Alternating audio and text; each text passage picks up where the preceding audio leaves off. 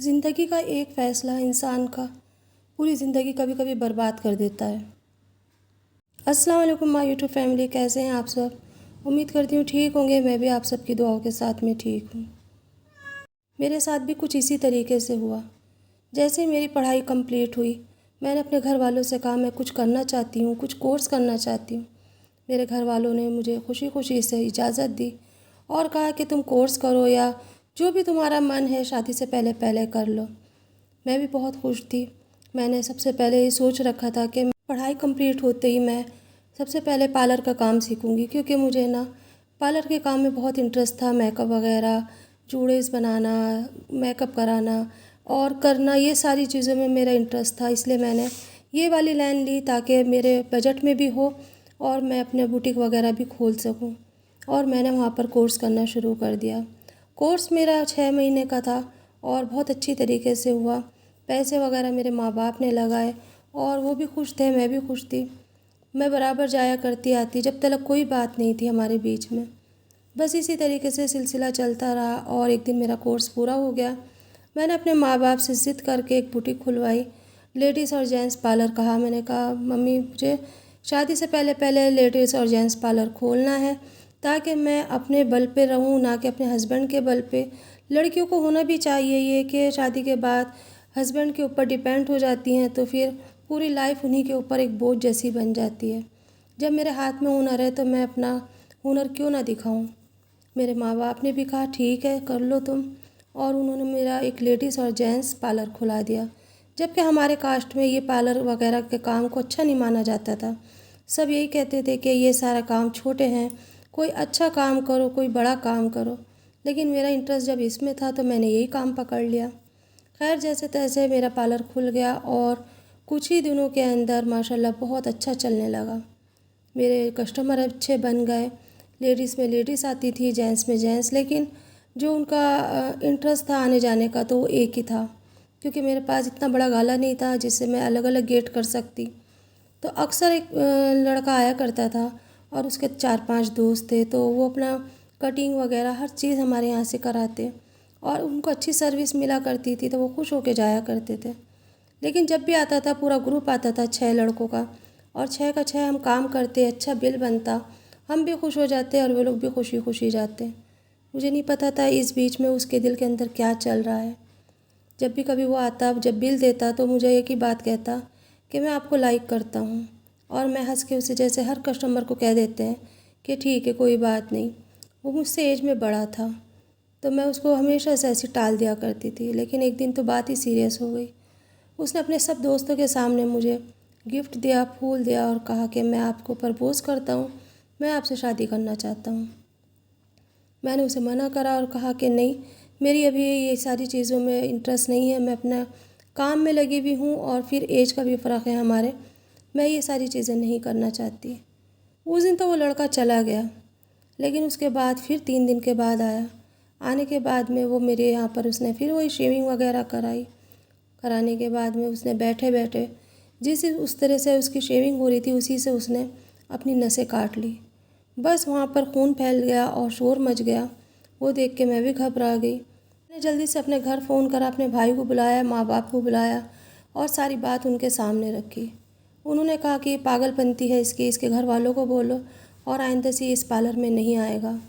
इस तरीके से हमने उस लड़के को उसके घर भेज दिया और फिर उसके बाद मैं अपने काम में लग गई। लेकिन अब उसका हर दूसरे तीसरे दिन का आने का रूटीन शुरू हो गया। अब तो वो इतनी ज़िद करने लगा जैसे कोई छोटा बच्चा करता है, शादी करूँगा तो तुमसे करूँगा वरना यहीं बैठा रहूँगा, मर जाऊँगा। दुकान के सामने एक छोटा सा बेंच रखा हुआ था, बस वो पूरा दिन वहाँ बैठा रहता और इंतज़ार करता रहता कि मैं कब बाहर निकलूँ। अंदर से मैं भी देखती रहा करती थी और परेशान थी। मेरा भी मन काम में नहीं लग रहा था कि क्या शुरू हो गया है मेरी ज़िंदगी में। पर कहीं ना कहीं लगाव मुझे भी हो रहा था उससे अब तो। क्योंकि कहते हैं ना, जब एक पत्थर के ऊपर चोट मारते रहो तो कभी तो जाके वो हथौड़ा अपना काम करता ही है। 15 दिन इसी तरीके से गुजर गए। इस बीच में मैंने पुलिस की भी सहायता ली, हर चीज़ करके देखी, लेकिन वो लड़का टस से मस नहीं हुआ। अब तो यहाँ तक कि उसके 4-5 दोस्त भी आके कभी कभी खड़े हो जाया करते और मैं बहुत परेशान थी क्योंकि मेरे कस्टमरों के ऊपर भी असर पड़ रहा था। जैसे तैसे थोड़ा सा वक्त निकला। एक दिन मैंने उसको अकेले में बुलाया और उससे बात करी कि तुम क्या चाहते हो। उसने कहा मैं तुमसे शादी करना चाहता हूँ। मैंने उससे कहा कि तुम्हारे और मेरे एज में फ़र्क देखो, 4 साल का फ़र्क है हमारे बीच में। मैं बड़ी हूँ, तुम छोटे हो, जबकि ये नहीं होना चाहिए। उसने कहा मोहब्बत में ये सारी चीज़ें जायज़ है, कोई बात नहीं, मैं ये सारी चीज़ें झेल लूँगा, मेरे ऊपर फ़र्क नहीं पड़ता। मैंने उससे कहा चलो अच्छा अपने माँ बाप से मिलाओ। उसने कहा मैं मिला दूँगा। शाम में ही वो अपने माँ बाप को भी लेकर आया, पर मेरे माँ बाप ने मना कर दिया। लेकिन अब मेरा इंटरेस्ट उस लड़के में बढ़ने लगा था। मैंने अपने माँ बाप की नहीं सुनी और मैंने उससे शादी कर ली। शादी के बाद मेरे माँ बाप से मेरा रिश्ते टूट गया, मेरे भाई से रिश्ता टूट गया, पर मैं उस लड़के के साथ में उसके घर चली गई। पार्लर वगैरह मेरे पास ही था। इस बात से उसका वो लड़का, उसके माँ बाप बहुत खुश थे, क्योंकि एक कमाई की ज़रिया हमारे पास था। पहली रात में जब वो मेरे पास आया तो उसने सबसे पहले घूंघट उठा के मेरे हाथ में कोई गिफ्ट देने के बजाय बियर दी और कहा ये पी लो। मैंने उसका मुंह देखा और कहा कि तुम ये सब पीते हो। कहने लगा ये तो नॉर्मल बात है। मैं तो कुछ और लाने वाला था, लेकिन मैं आज सोचा कि पहली रात है तो ये लेके जाता हूँ। मुझे बड़ी हैरानगी हुई जब मैंने उसे मना करा कि मैं ये सब नहीं पीती, तो उसने मेरे मुंह के ऊपर एक बहुत तेज़ का थप्पड़ मारा। आँख तो मेरी जब ही खुल गई थी कि मेरे माँ बाप सही थे, मैं गलत, पर अब बहुत देर हो चुकी थी। अगले दिन से फिर वही सिलसिला शुरू हुआ, क्योंकि उसे कोई काम नहीं आता था। उसने मुझे बताया भी नहीं था, ना मैंने कभी पूछा था। सुबह उठने के बाद उसकी माँ ने सबसे पहले कहा कि बुटीक जा रही हूँ ना। मैंने कहा कि हाँ जाऊँगी, लेकिन 1-2 दिन की छुट्टी ले लूँगी। नई नई शादी हुई तो उसने कहा घर का खर्चा कैसे चलेगा फिर। और वो लड़का बैठ के मुस्कुराता रहा। मैं चुप हो गई, लेकिन उस टाइम पे मैंने कुछ कहा नहीं उनसे और मैं चुपचाप तैयार होके चली गई। जाने के लिए तो मैं वहाँ चली गई थी, पर दिल के अंदर मेरे हज़ारों सवाल चल रहे थे कि आखिर ये शादी किस तरीके से हुई, क्या मकसद है इनका, जानना ज़रूरी था। एक दिन इसी तरीके से मैं रोज़ जाया करती आया करती, लेकिन अब मेरा काम थोड़ा हल्का हो गया था। लोग थोड़ा कम आ रहे थे, कस्टमर कम थे, सीज़न कम चल रहा था। कम पैसे लाती तो वो रोज़ मुझे मारता और कहता पहले तो तुम्हारा गल्ला बहुत अच्छा जाता था, अब इतने कम पैसे क्यों आ रहे हैं, कहाँ देकर आ रही हो, माँ को देकर आती हो, बाप को देकर आती हो। मैंने उससे कहा कि माँ बाप से तो रिश्ता तुमने तोड़वा दिया, अब मैं कहाँ जाऊँ। बस इसी तरीके से बात होती रही। एक दिन उसके दोस्त ने कहा कि चल भाई अब आज तो ट्रिप दे ही दे तू कम से कम।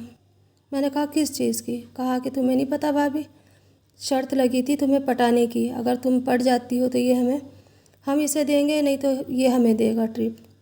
अब ये शर्त जीत चुका है तो हमें देनी पड़ेगी। तो मैंने कहा क्या मैं शर्त के तौर पे शादी हुई है मेरी। तो खुद कहने लगा कि तुझ जैसी बुढ़ी से शादी करता भी कौन, ये तो मैंने शर्त के लिए लगाई थी, और तेरा पार्लर चल रहा है, तेरा काम चल रहा है, उसलिए लगाई थी, क्योंकि मुझे काम करने की आदत नहीं है। मुझे कोई एक मशीन चाहिए थी जो पैसा कमा के मुझे दे, वो मुझे मिल गई है। अब तू कमाएगी और मैं खाऊंगा। बस इतना सुनना था कि मेरे तो होश ही उड़ गए। लेकिन उस टाइम तक मैं बहुत देर हो चुकी थी, क्योंकि मैं प्रेग्नेंट थी, वो भी 4 महीने की। अब ये बच्चे का कैसे करूं। अगर इसको छोड़ती हूँ तो ये बच्चे को लेके कहाँ जाऊँ, घर भी नहीं है। बस यही सब सोचते हुए मैंने सब्र करा और सोच लिया कि चलो आगे देखते हैं क्या होता है। लेकिन उसकी हद ज़्यादा से ज़्यादा होने लगी। अब रोज़ पी के आने लगा, मारने लगा। वो नहीं मारता तो उसकी माँ मारती है, उसकी माँ नहीं मारती तो वो मारता। ससुर जी थे जो पैर तक दबाया करते थे। जब मैं वहाँ से आ जाती पार्लर से तो कहते पैर दबाना ज़रा, पैर बहुत दुख रहे हैं। सब्र करके खाना बनाती, पैर दबाती, पूरा घर का काम मेरे लिए रखा रहता।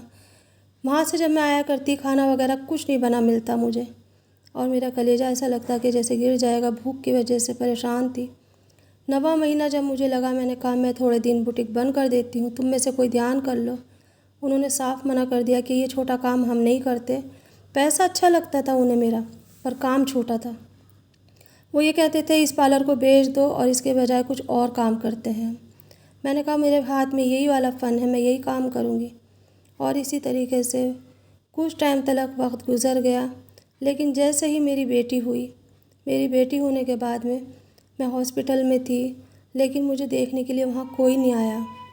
हॉस्पिटल में छोड़ने के लिए तो ये लोग चले गए मुझे, लेकिन वहाँ जब जैसे ही इन लोगों को ये पता चला कि मेरी बेटी हुई है, तो फिर वो मुझसे मिलने या मेरी बेटी को देखने नहीं आए। मैंने फ़ोन करा तो उन्होंने फ़ोन भी नहीं उठाया। फिर उसके बाद जैसे तैसे मेरी छुट्टी हुई, मैंने अपनी एक फ्रेंड को बुलाया, उसके साथ मैं घर गई।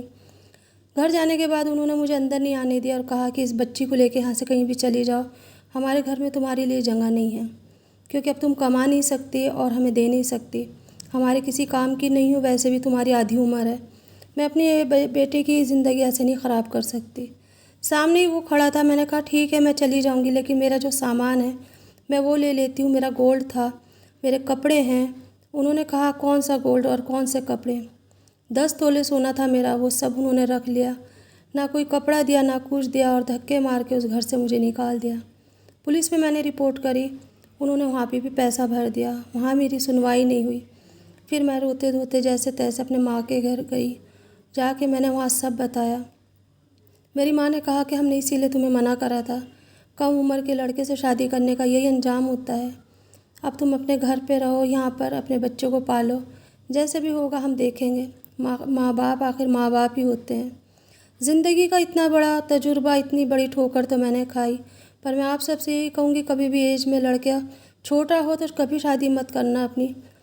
कम उम्र के लड़के हमेशा धोखा देते हैं, क्योंकि उनके जज्बात नए होते हैं, उन्हें नई नई लड़कियाँ चाहिए, उनके दिल हमेशा खुले होते हैं, पीने खाने वाले होते हैं। उसने सिर्फ मुझसे शादी नहीं करी थी, उसने मेरे पैसे से, मेरे हुनर से शादी करी थी, मेरा इस्तेमाल करके छोड़ दिया। ज़िंदगी का ये सबक मैं कभी नहीं भूल सकती। आज तक मैंने कोई शादी नहीं करी, मेरी बेटी माशाल्लाह बड़ी हो चुकी है, पर अपनी बेटी को मैंने अपनी ज़िंदगी के सारे पन्ने खोल के दिखाए ताकि वो ये कदम ना उठा सके। और 4 दोस्तों ने सिर्फ एक ट्रिप लेने के लिए, मेरी ज़िंदगी ख़राब करने के लिए, उन्होंने मेरी ज़िंदगी के साथ क्या करा, किस तरीके से मेरी ज़िंदगी को उन्होंने खेल बना दिया। अपनी शर्त वो जीत गए, पर मेरी ज़िंदगी की शर्त मैं हार गई। ज़िंदगी की कितनी बड़ी जंग के अंदर मैंने क्या नहीं सहा, आज तक मुझे इस चीज़ का पछतावा है और पछताती रहूँगी।